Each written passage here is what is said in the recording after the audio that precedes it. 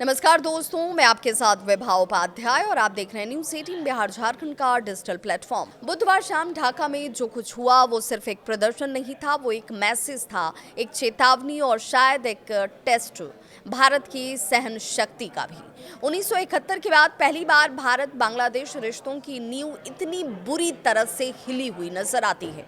भारतीय उच्चायुक्त पर धावा, क्या हुआ ढाका में, ये सब कुछ हम आपको बताने वाला है। ढाका के परिधारा डिप्लोमेटिक जोन को देश का सबसे सुरक्षित इलाका माना जाता है, लेकिन बुधवार को हजारों की संख्या में इस्लामी कट्टरपंथी पुलिस बैरिकेड को तोड़ते हुए सीधे भारतीय उच्चायोग के गेट तक पहुंच गए।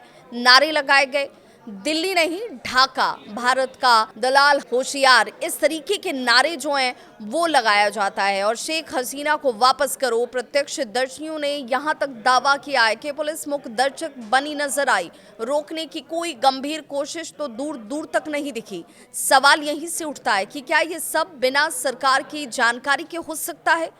सवाल ये भी बड़ा है कि भारत विरोध आखिर क्यों नजर आता है बांग्लादेश में, जिस देश को भारत ने 1971 में अपने सैनिकों के खून से आजाद कराया, जिस देश के राष्ट्रपिता शेख मुजीब भारत के सबसे करीबी मित्र थे, वहीं आज भारत के खिलाफ नारे क्यों लगाए जा रहे हैं। भारतीय दूतावास निशाने पर क्यों है। जवाब छिपा है पिछले 6 महीनों की क्रोनोलॉजी पर। 6 महीनों में कैसे ये पूरा का पूरा एक तरीके से खेल खेला जाता है, पूरी क्रोनोलॉजी को हम आपको समझाने वाले हैं। अगस्त 2024 से शुरुआत इसकी करते हैं। तख्तापलट और फिर अराजकता। शेख हसीना की सत्ता से विदाई के बाद हिंदुओं और अल्पसंख्यकों पर हमले शुरू हो जाते हैं। शेख मुजीब रहमान की मूर्तियों को तोड़ दिया जाता है। इसे भारत की हार बताकर प्रचार किया जाता है। यूनुस सरकार ने इसे हालांकि राजनीतिक प्रतिक्रिया कहकर नजरअंदाज कर दिया। कट्टरपंथियों के हौसले इसी से बढ़ते नजर आए। सितंबर 2024 याद कीजिए, जब आतंकियों की रिहाई होती है। अंसारुल्लाह बांग्ला टीम के आतंकी जसीमुद्दीन रहमानी जेल से बाहर आ जाता है और भारत को खुलेआम धमकी दी जाती है। चिकन नेक काट देने की धमकी दी जाती है। पूर्वोत्तर भारत अलग कर देंगे, यहाँ तक कहा जाता है। ये सीधा भारत की संप्रभुता है उस पर हमले के तौर पर देखा गया था। 8 सितंबर को खुली धमकी पर ये लोग उतर आते हैं। रहमानी का बयान आता है, अगर भारत पंगा लेगा तो 7 पूर्वोत्तर राज्य अलग हो जाएंगे। ये सिर्फ बयान नहीं था, यह आतंकी ऐलान था। अक्टूबर 2024 की बात करें तो दुर्गा पूजा और आर्थिक दबाव जो है, इस दौरान आपने देखा होगा, पूजा के दौरान हिंसा हुई। भारत और बांग्लादेश बिजली समझौतों की समीक्षा, अडानी प्रोजेक्ट पर सवाल, संकेत बहुत साफ था, भारत पर दबाव बनाना। नवंबर 2024 की बात करेंगे, जब इस्कॉन को निशाना बनाया गया। ढाका यूनिवर्सिटी में इस्कॉन को आतंकी घोषित करने की मांग की जाती है। यहाँ पर जिस तरीके से हमला होता है, वहाँ पर पूरी घटना को इस लिहाज से भी देखा गया, लेकिन सरकार की चुप्पी जो है, जो मौन है, वो एक तरीके से समर्थन के तौर पर समझा गया। भारत से आयात घटाने की जब चर्चाएं शुरू हुई, पाकिस्तान से सीधे व्यापार की बात शुरू कर दी जाती है।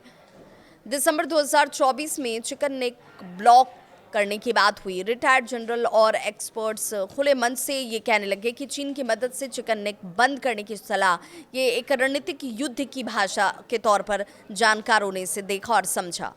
दिसंबर 2024 ही था जब चिन्मय कृष्णदास की गिरफ्तारी होती है। हिंदू नेता पर देशद्रोह का झूठा आरोप लगा दिया जाता है।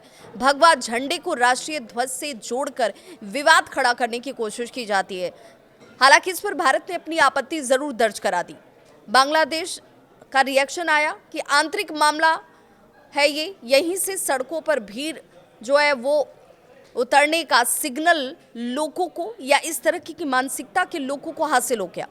15 दिसंबर 2025 की तारीख थी जब फिर धमकी दी गई और नेशनल सिटीजन्स पार्टी के नेता हसनत अब्दुल्ला की बात करें तो भारत को लेकर उनका बयान आता है कि भारत ने अस्थिर किया तो पूर्वोत्तर को काट देंगे।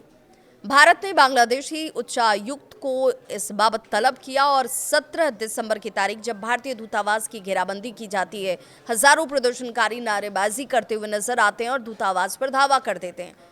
यही था प्लान का आखिरी स्टेप। पर्दे के पीछे आखिर कौन है ये भी जान लीजिए। तो जमाते इस्लामी प्रतिबंध के बावजूद सत्ता में उसकी पकड़ दिखती है।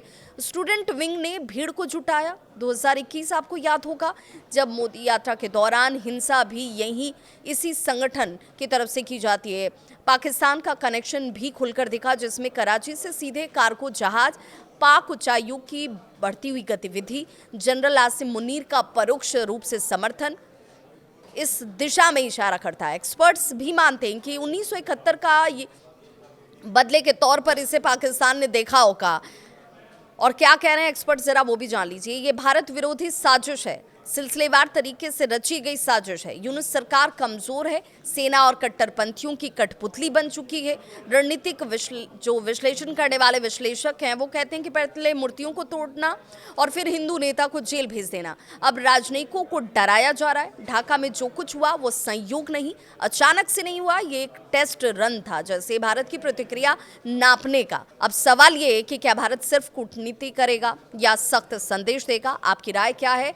क्या भारत को अब सॉफ्ट डिप्लोमेसी छोड़नी चाहिए? अपनी राय कमेंट बॉक्स में जरूर साझा करें।